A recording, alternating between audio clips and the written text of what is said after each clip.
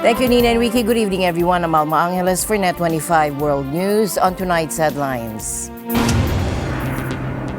China's foreign ministry issues a strong rebuke to the Philippines over its remarks on Taiwan, telling Manila that those who play with fire will burn themselves. The warning comes after the Philippines Armed Forces chief urged troops to prepare for possible conflict. And China conducts long-range live-fire drills in the East China Sea targeting key infrastructure in what it calls a precision strike exercise.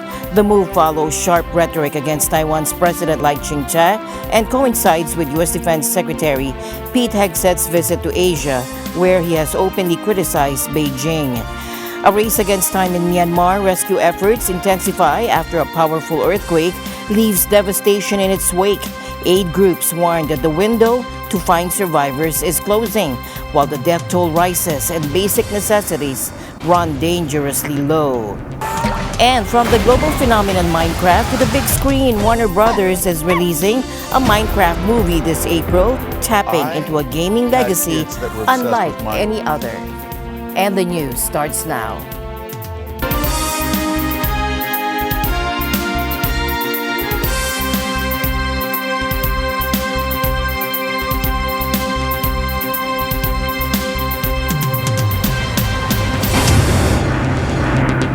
China has ramped up its military exercises, conducting long-range live-fire drills in the East China Sea today, an escalation of its ongoing maneuvers around Taiwan. Beijing says the drills targeted key ports and energy sites, but didn't specify where. This comes as China intensifies its rhetoric against Taiwan's President Lai Ching-te, calling him a parasite just days after the U.S. Defense Secretary Pete Hegseth visited Asia and criticized Beijing. America and Japan stand firmly together in the face of aggressive and coercive actions by the Communist Chinese. As we've talked about, peace through strength is a very real thing. Deterrence is necessary around the world, but specifically in this region, in your country, considering the threats from the Communist Chinese. China, which claims Taiwan as its own, has condemned Lai as a separatist, an accusation he rejects, insisting Taiwan's future is up to its people. Taiwan's defense ministry reported 76 Chinese aircraft and 15 warships operating near the island in the last 24 hours, with Chinese Coast Guard vessels engaging in harassment drills. A military video released by China showed missile strikes and animated explosions over Taiwanese cities, home to key military bases. The U.S., Japan, and the EU have condemned the drills, warning they heighten tensions and threaten regional security. The accusations against China by a handful of countries and organizations ignore facts, distort the truth, and interfere in China's internal affairs. China strongly deplores and firmly opposes this. The Taiwan question is purely part of China's internal affairs, which brooks no foreign interference. What truly undermines peace and stability across the Taiwan Strait are the separatist moves in Taiwan and the external forces that embolden them. The joint military exercises serve as a resolute punitive response to the wanton provocations by Taiwan authorities led by Lai Ching-te in pursuit of separatism, a stern warning to Taiwan separatist forces attempting to disrupt cross-strait peace, and a responsible action to safeguard national sovereignty, security, and territorial integrity. No external force has the right to make irresponsible remarks on this. As long as Taiwan's separatism provocations persist, countermeasures against them will continue without pause. We will never allow anyone, any force to split Taiwan from China by any means, and will take all necessary measures to resolutely safeguard national sovereignty and territorial integrity. Despite the show of force, Taiwan says its trade and travel remain unaffected. In my perspective, I think the government should increase the military defense capability. We insist that we, Taiwan, are a country, but I think we can soften our stance and interaction with China. We don't need go head-to-head against them, in case any unwanted accident happens. That's how I feel. I think as a Taiwanese people, we have to worry about this because right now it's like we are in the water pot and they are boiling the water gradually. step by step. And if we are not aware of this kind of situation, it will be a huge threat for Taiwanese people's daily life. But the problem right now is because the administration here in Taiwan, they are actually emphasizing, they are trying their best to monitor all the situation. They do not really reveal all the reality to the public. So this is why also the public, we do not know why we should worry about the situation, because we don't have the sufficient information and transparency about the reality of the battleground. To protect 250,000 Filipinos in Taiwan, the AFP chief has directed Northern Luzon Command to prepare for a possible Chinese invasion. Speaking at NOLCOM's anniversary celebration, Bronner emphasized that if such an invasion occurs, they would be on the front lines to assist the approximately 250,000 Filipinos living and working in Taiwan. Let me give you this challenge, this further challenge. Do not be content with securing just the northern hemisphere up to Mavulis Island. Start planning for actions in case there is an invasion of Taiwan. Okay? So extend na natin yung sphere of operations natin. Because if something happens to Taiwan, inevitably we will be involved. There are 250,000 OFWs working in Taiwan, and we will have to rescue them.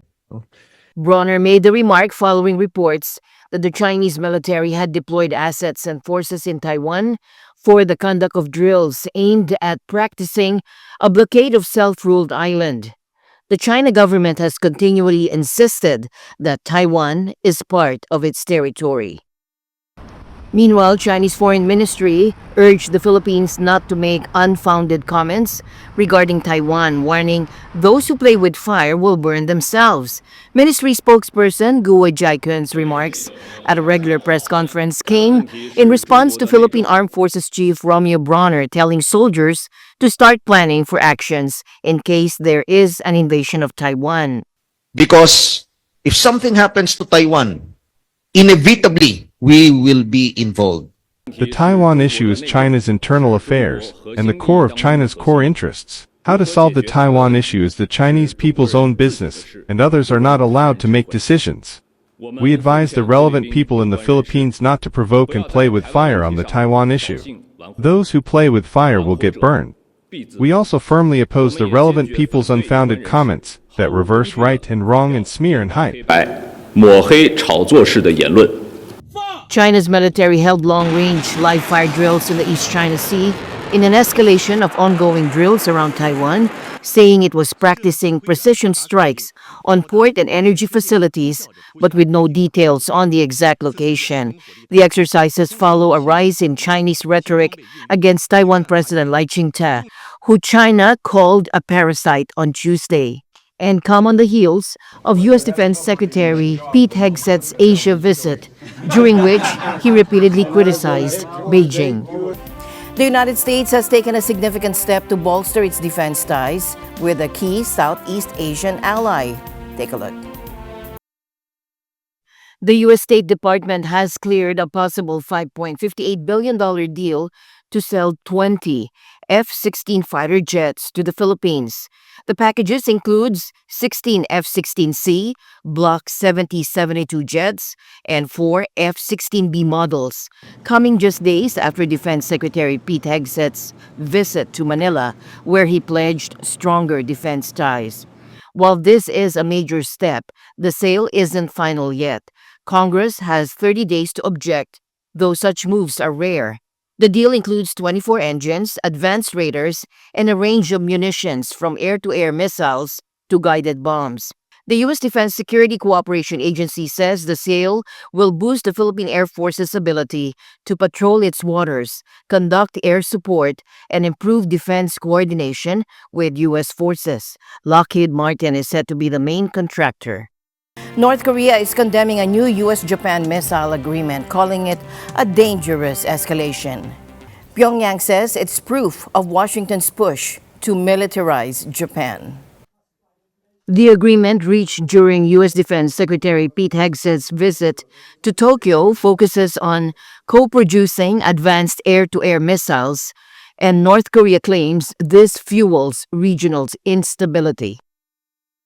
Hegseth emphasized the importance of Japan's role in deterring China, and he also spoke of reorganizing U.S. forces in Japan to a war-fighting posture. Soon we will add additional personnel in Tokyo and at U.S. Forces Japan headquarters to conduct activities that will strengthen our bilateral bonds and deepen our operational cooperation. This also means reorganizing U.S. Forces Japan into a warfighting headquarters, increasing its staff and giving its commander the authorities needed to accomplish new missions. As I mentioned in our meeting, America and Japan, we seek peace. But as my first platoon motto says, those who long for peace must prepare for war. We must be prepared. Japan's Defense Minister Nakatani confirmed the agreement, highlighting the crucial need for stable missile delivery and also suggesting the co-production of surface-to-air missiles. 特にミサイルの安定供給には双方にとって重要であり、日米の防衛産業の協力取得、維持、整備、定期協議、ダイキャスの枠組みのもとに、空対空ミサイルアムラーブの共同生産の早期開始に向けて取り組みを加速するということで一致をいたしました。また、私から SM6 対空ミサイルについても共同生産の可能性を追求をしたところであります。North Korea, through its state media KCNA, argues this cooperation shows military and aggressive intentions aimed at regional countries. They specifically mentioned the AIM-120 missile system, saying it adds strategic instability to the Asia-Pacific. The agreement comes as the U.S. is also upgrading its military command in Japan, further fueling North Korea's concerns. Pyongyang claims the U.S. has been encouraging Japan's military expansion for decades. The U.S., however, sees Japan as a cornerstone of regional security, particularly in deterring China. With North Korea's strong condemnation and the U.S. and Japan's increasing military cooperation, tensions in the region continue to escalate, raising concerns for stability across Northeast Asia. Devastation and desperation grip Myanmar. Now this following a catastrophic earthquake, aid groups warn the window to find survivors is closing fast as the death toll climbs and the need for basic necessities becomes critical. The 7.7 magnitude quake, the strongest to hit Myanmar in over a century, has left a trail of destruction, toppling buildings and displacing entire communities. Military ruler Min Aung Hlaing says the death toll is expected to exceed 3,000. The earthquake has compounded the already dire situation in Myanmar, a country ravaged by civil war since the 2021 coup. Aid groups are struggling to deliver essential supplies amidst infrastructure damage and ongoing conflict. What I saw was devastating. Entire communities have been flattened. Children and families are sleeping out in the open with no homes to return to. I met children who were in shock after witnessing their homes collapse or the death of a family member, and some have been separated from their parents and others are unaccounted for. Hospitals are overwhelmed and rescue efforts are hampered by damaged infrastructure and the ongoing civil war. The UN reports 50 children and 2 teachers killed when their preschool collapsed in Mandalay. As of today, almost 3,000 are dead and thousands more injured and missing. And the devastation is really alarming. Colleagues are reporting buildings turned to rubble, homes destroyed, and significant damage to roads and bridges and other infrastructure. Electricity supplies are still down in many places and phone communication is patchy at best. And added to this, the destruction of hospitals and a lack of clean water. One of the worst parts of the city, WFP team said that almost every house had been destroyed either by the earthquake or a major fire that followed in that area. So people are anxious and afraid. Even if buildings are standing, many don't want to return home. The civil war, with its internet and communication blackouts, further complicates relief efforts. Rebel groups accuse the military of airstrikes even after the quake, though a ceasefire has been declared by a major rebel alliance. There are entire communities that were without water, food, shelter, medicines, and money. And yet the crisis is still unfolding. While we were there were multiple tremors that were continuing, and the search and rescue operations were ongoing. Bodies were being pulled from the rubble. And yesterday I was at a hospital where a search and rescue team pulled 20 bodies out over the last 2 days. With aftershocks continuing and basic necessities dwindling, the humanitarian crisis in Myanmar is deepening, demanding urgent international attention and aid. Let me be clear, the needs are massive and they're rising by the hour. The window for life-saving response is closing, and across the affected areas, families are facing acute shortages of clean water, food, and medical supplies. The White House confirmed President Trump will impose a new tariffs today, but details remain unclear, fueling fears of a global trade war. Take a look. The president said last night he has made a decision and a determination. I was with him in the Oval Office earlier, and he is going to announce that decision tomorrow. I don't want to get ahead of the president. This is obviously a very big day. He's with his trade and tariff team right now, perfecting it to make sure this is a perfect deal for the American people and the American worker, and you will all find out in about 24 hours from now. And are the car tariffs going to go into effect on April 3rd as scheduled? Correct. Yes, they will. Okay. But what if they're wrong? They're not going to be wrong. It is going to work. And the president has a brilliant team of advisors who have been studying these issues for decades. And we are focused on restoring the golden age of America and making America a manufacturing superpower.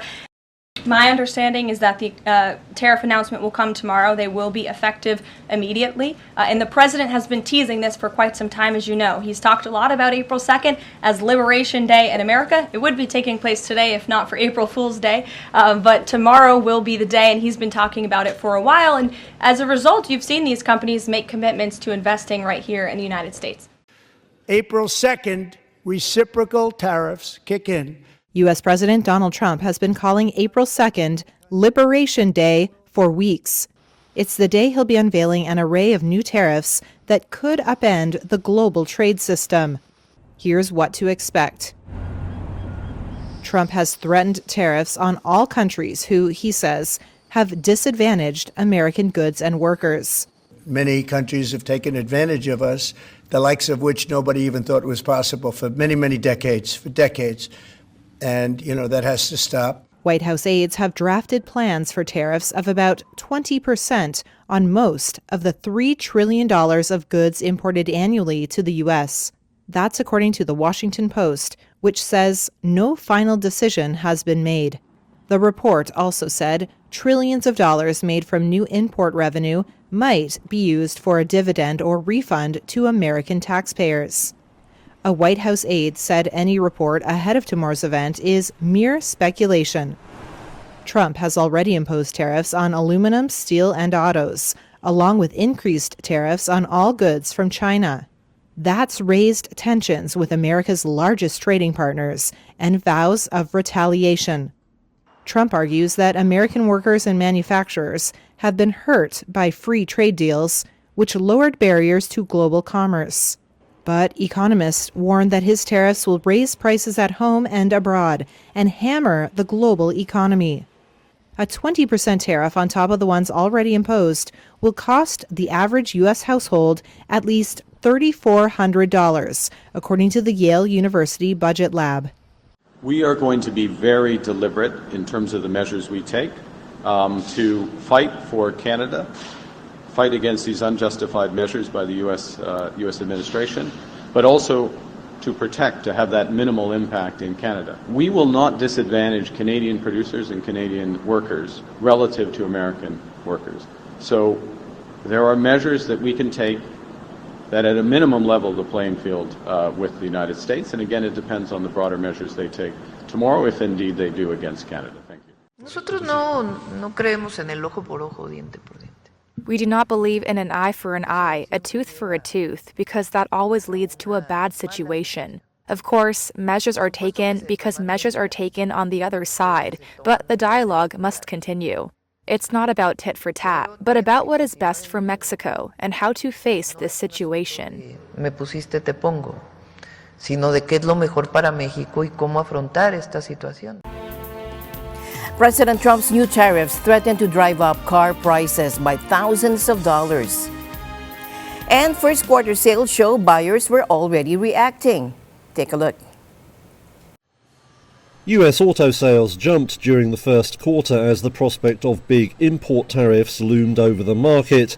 Figures out Tuesday showed General Motors was the biggest winner, with a 17% surge in sales.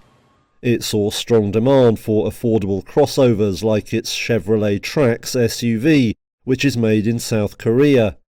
There were gains too for big Asian names, including Hyundai, Mazda and Honda.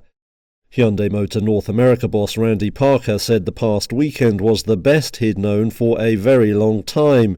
He credited shoppers rushing to beat the tariffs.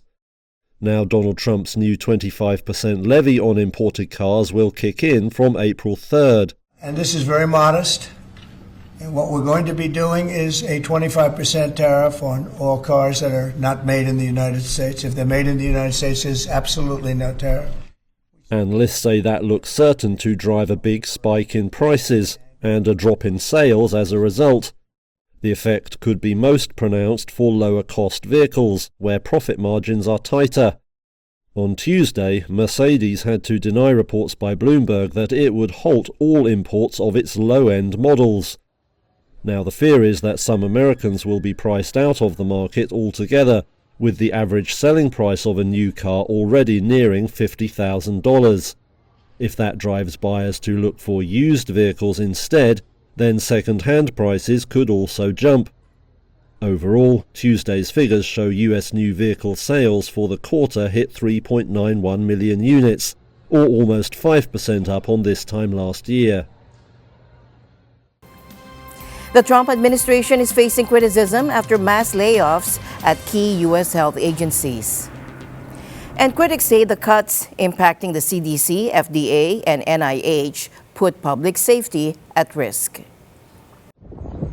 The Trump administration began mass layoffs of 10,000 staffers at U.S. health agencies, according to Reuters sources. The cuts affect major U.S. health agencies, including the Centers for Disease Control and Prevention, the Food and Drug Administration, and the National Institutes of Health. While Health Secretary Robert F. Kennedy Jr. has described the cuts as essential to streamlining a bloated bureaucracy, the layoffs, including earlier dismissals, have led to the departures of top scientists at key agencies for public health, cancer research, and drug oversight, raising concerns about how the U.S. will safely oversee the health sector and respond to emergencies. According to one source, an FDA employee said staff had to present their badges at the building entrance, and those who had been fired were given a ticket and told to return home. The ticket, seen by Reuters, listed phone numbers for 10 different departments for employees to call to retrieve their essential equipment. The cuts are part of a broad plan by President Donald Trump and billionaire ally Elon Musk to shrink staffing levels in federal departments and agencies. Wild weather wreaks havoc across continents, from Michigan to Greece and Australia. Powerful storms have unleashed destruction, leaving a trail of damage and disruption. In Michigan, ferocious winds ripped the roof of a mobile home, a stark image of the weekend's powerful storms that left 3 dead, nearly 200,000 without power. And video captured the moment the roof was torn away as parts of the state were battered by winds reaching 95 miles per hour. Meanwhile, thousands of miles away in Greece, the Aegean Islands were pummeled by torrential rain, flooding, and hailstorms. Schools and kindergartens were closed on popular tourist islands like Paros and Mykonos. In Paros, muddy water stranded vehicles, forcing authorities to scramble for heavy machinery to clear roads. Mykonos was blanketed in hail, while other islands like Syros, Simi, Kalymnos, and Kos also faced school closures. Scientists attribute Greece's frequent flooding to warming waters caused by rising global temperatures. And in Australia, Sydney's iconic beaches were hit by massive swells and king tides. Bondi Beach saw significant damage, with the Iceberg Surf Club suffering shattered glass doors and balconies. The club's pool and gym were forced to close. A large water storage tank washed up on the beach overnight. Further south, Cronulla Beach was also closed due to the dangerous swells. The southerly swell just pounding into the water here, turning 15 panels of toughened glass into splinters, completely ripping the cupboards off the wall in the lifeguards tower. It's just devastating. High tide was, it's been really big, and it's been coming over the Esplanade. The Esplanade's closed off. So occasionally we get that, but not very often. And the news continues here on NET25. We'll be right back.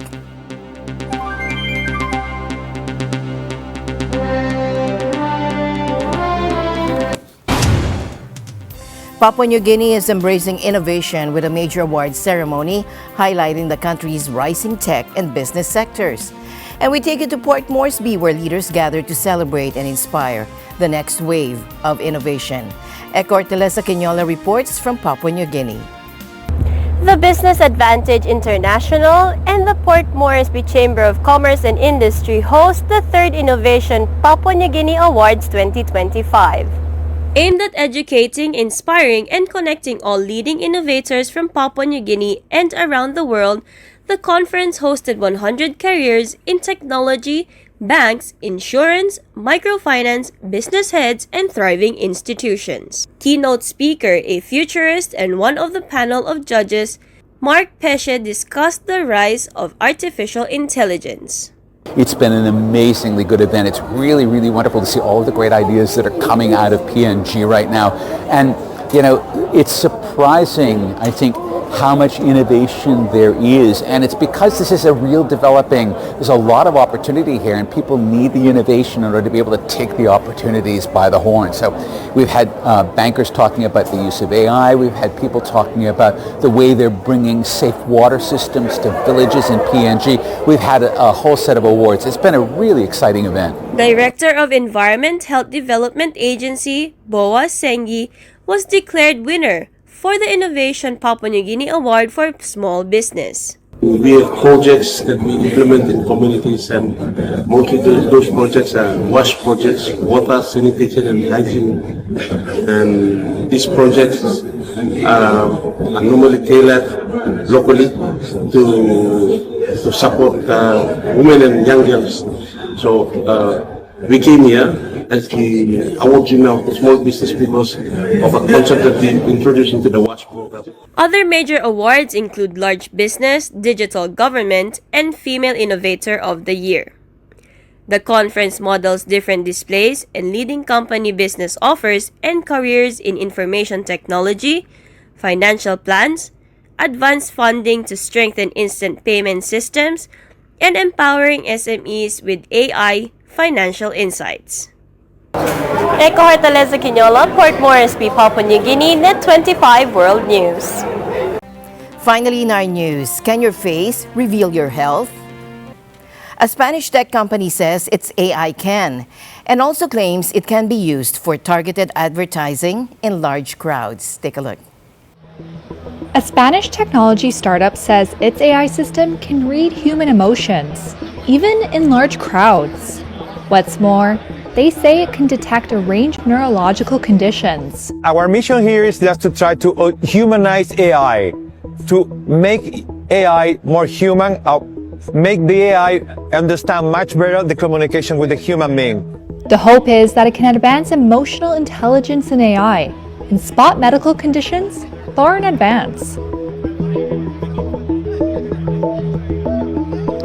Copernica provides real-time emotional intelligence assessments of anyone on its video feed.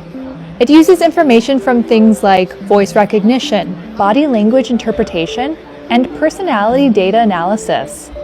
Mark Fernandez, Neurologica's US manager, says the technology pulls from a library of over 13 billion data points. This is a single face measurement in pretty high fidelity. You can see here this one's measuring stress, intensity, and positivity. We can measure up to 92 different emotions. This is just showing 3 of them.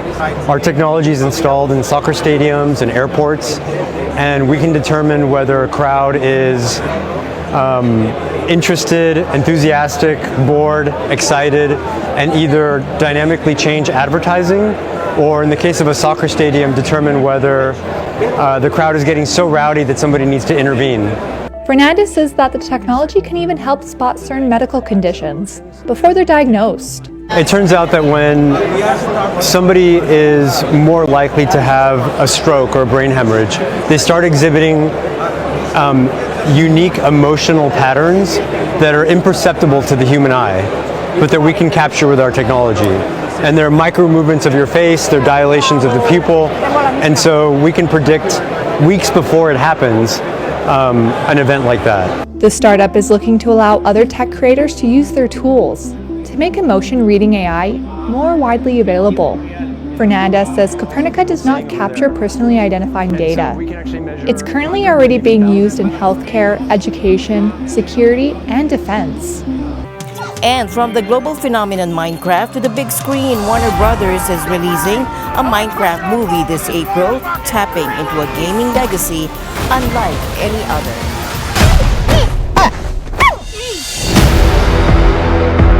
I had kids that were obsessed with Minecraft years before I heard about this movie. So I learned how to play the game because I love games, and I was like, I got to speak of the language, and it really was like learning a language. It's not easy. You don't get it that first day. You gotta make the commitment to working on it for a few days, concentrated effort. And once I got it, I was like, oh, I get it. You're building things. It's architecture. You were homies. Dude, we bonded so hard. We should be the new James Bond. Dude, have they approached you for that, by the way? No. Life here was perfect. This is a Minecraft story. It doesn't get every nook and cranny of the game, but it gets lots of great things that the real gamers that love Minecraft will be stoked about. They will be thrilled to see the creepers, the zombies, the villagers, and we've got like a big chunk of that universe. Chicken jockey!